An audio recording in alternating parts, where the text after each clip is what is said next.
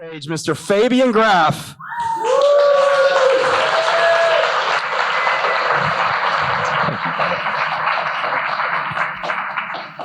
Thank you, my man. Thank you, thank you. Well, first of all, how much love, connection do we feel in this room? Super happy to be here. Thank you for having me. These guys have put together an amazing show. So first of all, I'm glad I wear tight pants that are stretchy because the last time I thought I was going to crack my pants. So it feels a lot more comfortable. For those who don't know me, my name is Fabian Graff, but you can call me Fabian today. And I'm going to be talking about passion, purpose, and connection and vision. And so close your eyes for a minute, everyone, and be totally honest with yourself. If you look within how you lived your life, have you found your purpose? Do you think today you have found your true purpose? And then maybe what does that mean to you? We might have different meaning about purpose. But have you found your calling? And then if you think you did, your true calling, the thing that makes you vibrate, that makes you get out of bed at 5 a.m. every morning and work 16 hours a day if you have to, raise your hand. Thank you. And for those who are still searching, how does that make you feel? Are you afraid of it? If you're afraid of not finding purpose, raise your hand. Thank you. You can open your eyes. Thank you for being authentic. Well, first of all, to put some context, we've done some pretty cool work here. I've done most of my career in real estate, commercial real estate investment with a very cool guy that's a visionary that's called Tony Cho. And we were very instrumental very early on in building this neighborhood called Wynwood, where we are. And it was cool. We were creating a neighborhood. I thought it was pretty fancy. And, we made money doing it. It was just a cool thing to do. And then along the line, 18 years later, actually way earlier than that, probably 5-6 years ago, I realized that I wasn't passionate about what I was doing. And I wasn't doing anything about it. It was weird because I'm typically known as a very passionate guy, very driven, probably pretty extreme in most of the stuff that I do. And I like it. That's just the way I'm wired. And what was interesting is that I'd made no action whatsoever to change the fact that I didn't feel passionate about life anymore. I was kind of like running the rat wheel, and everything was about transactional, making money, what's in it for me. And then COVID hit. As COVID hit, I also turned 45. And I had time to think for the very first time. And I started asking myself the question, what am I passionate about? Fuck, I didn't know. And I didn't know, and that terrified me. I mean, I was so afraid to not find purpose in my life. I didn't even know what it meant. I just knew that I had to find it. And then I asked myself, what am I passionate about? Fuck, I didn't know either. And so I understand that I looked around and I've met a lot of people in my life, and I know a lot of us struggle with the same thing. What's purpose? My God, if I don't find it, what does that make me in the eyes of the others? Does that make me less of a man or more? Or I didn't know.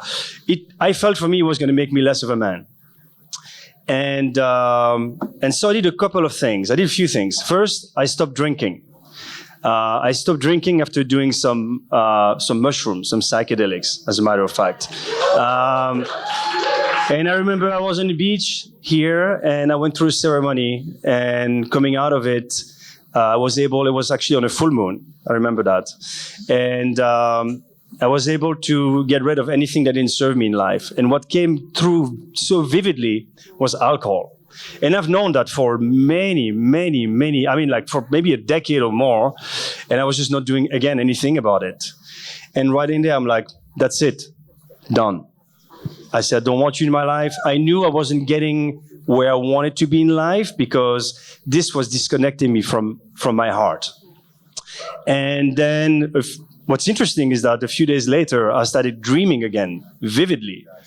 And I'm like, holy cow. I remember I couldn't remember a dream for the longest time in my life, and I was dreaming vividly. And then I found the power or the courage or the action to start journaling. I'm like, wow, now a journal. That's interesting. And then I started meditating. I'm like, wow, who am I? And then I actually went to spend time in Colorado. And I started hiking and doing a lot of heart training in high altitude. And I can tell you something, this place is just freaking incredible. Being in nature, I felt reborn. The drive I had, I mean, literally, you couldn't make me stay home. I would go on 10 to 20 miles hike per day, like things I would normally have to recover from, but I couldn't stay home. I would go on and on and on for 15 days. And I was like, this is insane. Like this drive, where does that come from? And I knew it was super, super special. And I knew that if I could harvest this drive and put it towards something that was valuable, whether it's a business or something or a cause or something like that, I'd be unbeatable. And nature really reconnected me to myself. So I was like, okay, what am I going to do? Something with nature. Am I going to hike for a living? I don't know, but I would love to. That'd be nice. And then in the meantime, I went back to Miami. So driven. I mean, I wanted to move to Colorado. I wanted to be in nature. I knew the answer for me was nature. I just didn't know what to do with it because nature is so vast. What can you do with it? And I received a phone call one day from these guys. They had a startup company and they were doing, they had created a biotechnology stack to restore heavily degraded land at scale and regrow complete forest with biodiversity, agroforestry. And the way they were doing it was extremely special.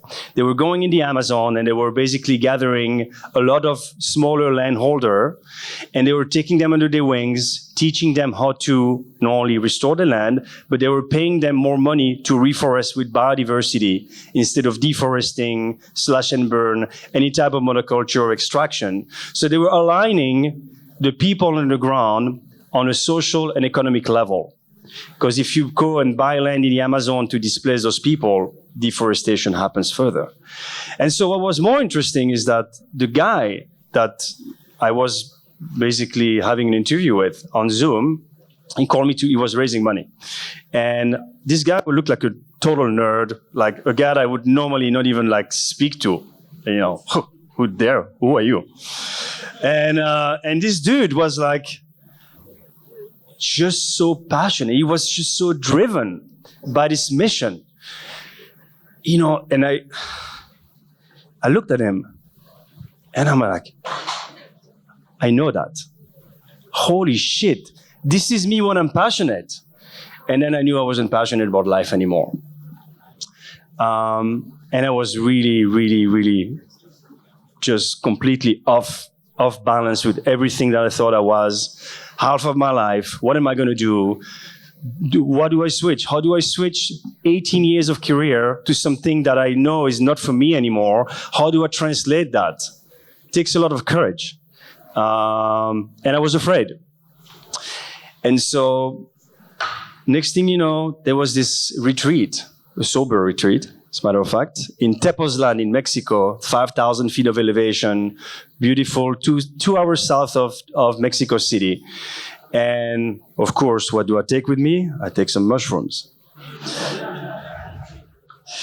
And I knew this place, this retreat was happening during a full moon. And by then I knew the moon was activating me in a special way. I didn't really know exactly why, but I knew that a lot of the breakthroughs I had in life were on full moon. So here I am, I'm taking the mushroom, full moon. There's this massive eclipse. The moon is like insane. Like you have to see this thing. It was like so big.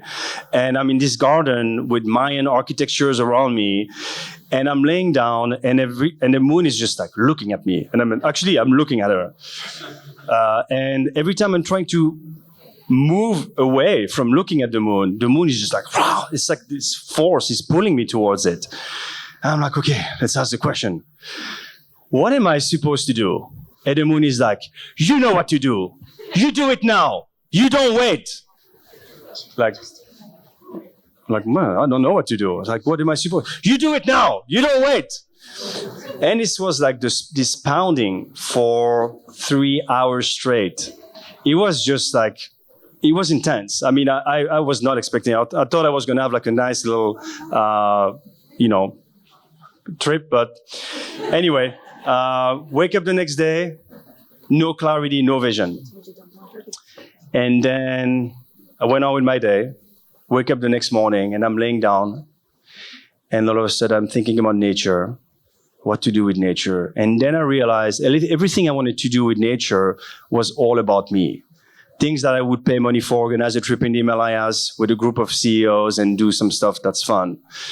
And then all of a sudden, I realized, holy cow, I'm supposed to protect that nature. I never really understood it like that. I mean, of course, everybody knows that you have to protect nature. But right in there, I took full ownership of it. Like it was going to start with me. It doesn't matter if I have someone behind me, if there's a big corporation who's going to follow me. I was going to be an advocate to protect nature.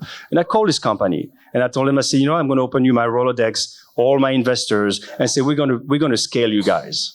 And right now we're doing about 3,000 hectares in Peru of complete reforestation. Amazon.com is our investor. And we're growing fast. We can probably help reforest the Amazon, under maybe 30, 40 years if we scale, fast enough. And, so for me, if I have one thing to say, if you found your purpose or not, you know what to do. And you do it now, and you don't wait. Thank you.